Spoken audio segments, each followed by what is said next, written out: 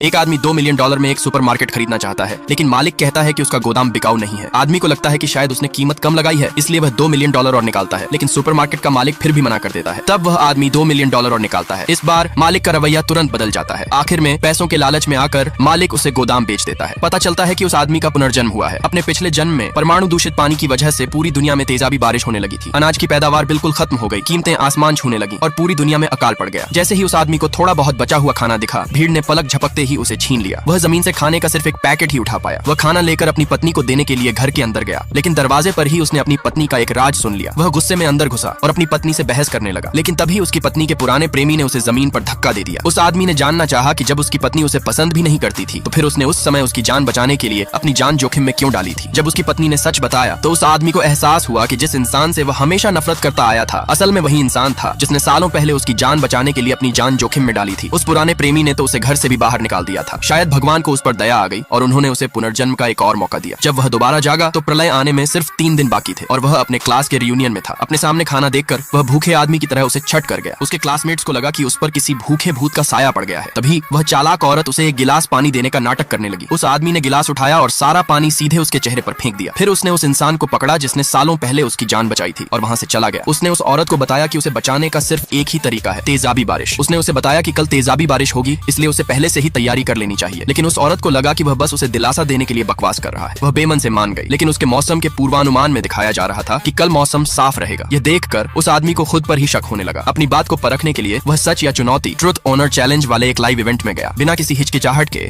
उसने अपना नाम लिखवा दिया। जल्द ही कार्यक्रम शुरू हो गया। जब उस आदमी ने कहा कि जल्द ही भूकंप आने वाला है, तो न केवल किसी ने उसकी बात पर यकीन नहीं किया, बल्कि सबने उसका मजाक भी उड़ाया। जैसे जैसे उसकी उंगलियों पर उलटी गिनती एक सेकंड करके कम होती गई, एक अप्रत्याशित घटना घट गई। तभी सबको एहसास हुआ कि उस आदमी ने जो कहा था वह असल में सच था।